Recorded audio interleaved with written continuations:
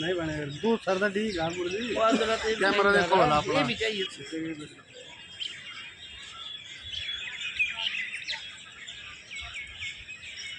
भैया फोटो नहीं बनते है ना सामने हो जाए सामने।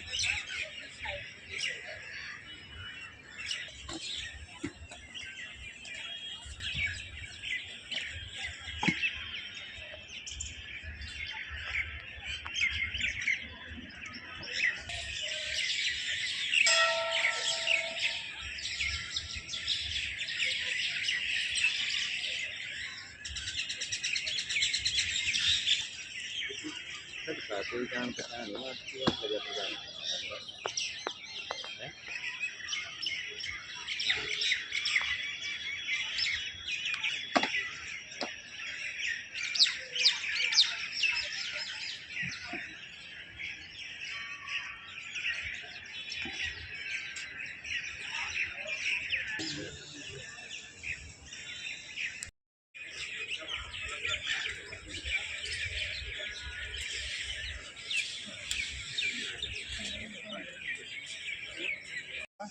उसमें से 21 जाबाजों ने ज़िला मंडी की तरफ से जो है अपनी शहादत दी थी और उसके चलते 1971 में से हमारे अभी तक जो जानकारी है उसमें से 2 वीर नारी जो है वो अभी तक लाइव हैं। चिंता कुमारी शहीद किशन चंद जी तेरा डोगरा से हैं और ड्रंग से बिलोंग करते हैं।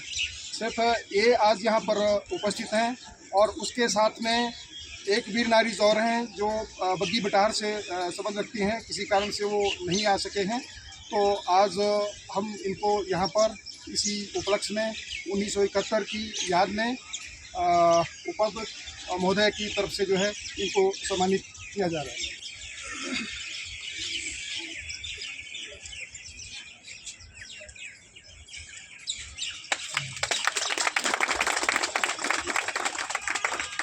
भारत माता की जय, भारत माता की जय।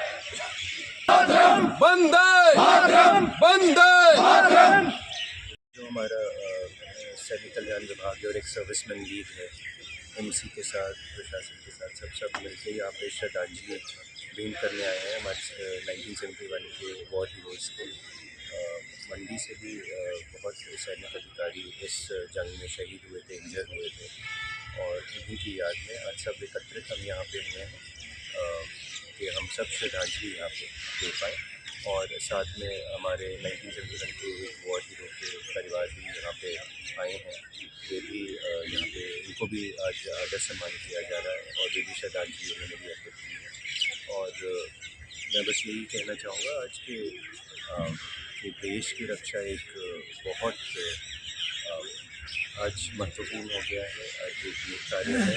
और अभी हाल ही में जो सेना में भर्ती भी हुई थी यहाँ पे पड्डल में, आपने देखा होगा कि मंडी ज़िले के नौजवान कितने जोश के साथ उसमें भाग लेने आए थे और मुझे उम्मीद है उसमें से बहुत लड़कों का चयन भी होगा और उसी जोश के साथ हमें अपने पूर्व सैनिकों को सपोर्ट भी करना है। आपको आज विजय दिवस के लिए सारे ज़िले के नागरिकों को, राज्य के नागरिकों को और राष्ट्र के नागरिकों को बहुत बहुत शुभकामनाएं। 1971 का विजय दिवस है जो आज मंडी में पूर्व सैनिकों ने शासन प्रशासन से मिलकर बड़े धूमधाम से इसको मनाया गया। हमारे डिप्टी कमिश्नर जी भी हमारे साथ थे और हमेशा उनका हम सब के लिए हमेशा शासन प्रशासन का साथ रहता है। और सबसे पहले जो हमारे रणबांकुरे हैं जिन्होंने इस आज़ादी में अपनी जवान गवाई है, अपने प्राणों की आहुति दी है, उन जवानों को श्रद्धांजलि, उनको नमन, उनको प्रणाम। और उन वीर नारियों को जिन्होंने ये मुश्किल समय काटा उनको भी प्रणाम। और आज हमारे बीच में बहुत सारे पूर्व सैनिक मौजूद थे जो लड़ाई में जिन्होंने हिस्सा लिया, उनको भी हम नमन करते हैं। और विशेषकर जो आज सबसे मुख्य रूप से जो बात थी, श्रीमती चिंता देवी जी जो मंडी की हैं और उनके पति जो हवलदार किशन वो 1971 की लड़ाई में शहीद हुए थे, उनको मुख्य अतिथि द्वारा डीसी मंडी द्वारा जो है सम्मानित किया गया। और आज पूरा देश इसको मना रहा है और ये बहुत ऐतिहासिक जीत थी। आप जानते हैं कि बहुत कम समय में 13 दिन में लड़ाई लड़ी गई। 93,000 पाकिस्तानी सैनिकों ने इसमें हथियार डाले और देश के पाकिस्तान के 2 टुकड़े कर दिए गए। और विश्व सेकेंड वर्ल्ड वॉर के बाद आज तक ऐसा कोई इतिहास नहीं है, इतने कम समय में इतने ज़्यादा लोगों ने आत्मसमर्पण किया हो। बांग्लादेश आज बिल्कुल आपने सही कहा, ये बड़ा दुर्भाग्यपूर्ण है कि जिस बांग्लादेश के लिए हिंदुस्तान ने 4,000 सैनिकों का बलिदान दिया था, शहीद हुए थे, 10,000 से ज़्यादा सैनिक जो है इसमें घायल हुए थे और हिमाचल में 190 सैनिक शहीद हुए थे और मंडी के 21 सैनिक शहीद हुए थे।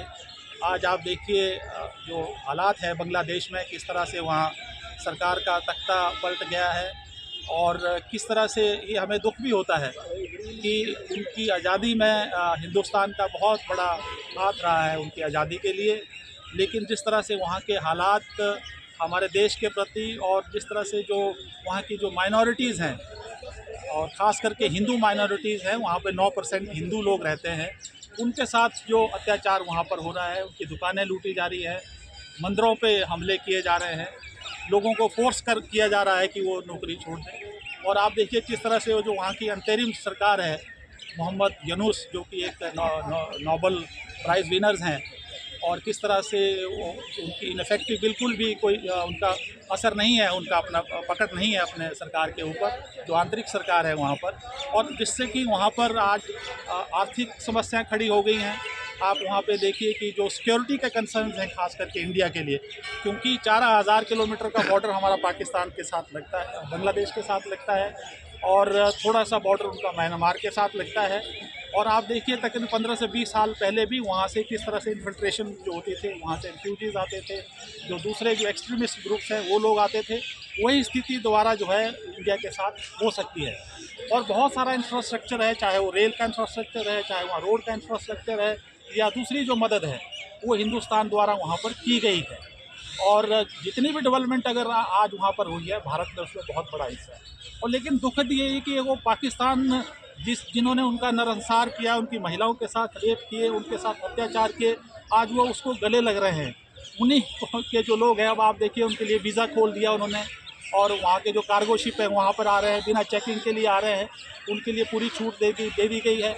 और इसमें बहुत बड़ा जो एक नैरेटिव है इंटरनेशनल लेवल पे, वो एक बहुत बड़ा नैरेटिव लगता है, जिसमें कि जो वर्ल्ड के बड़े बड़े प्लेयर्स हैं, चाहे वो अमेरिका हो चाहे चाइना हो, आप जानते हैं कि चाइना का भी बहुत बड़ा इंटरेस्ट है, क्योंकि स्ट्रेटेजिकली जो है बांग्लादेश की और भारत जो है और बे ऑफ बंगाल की ये बड़ी एक स्ट्रेटेजिकल लोकेशन है।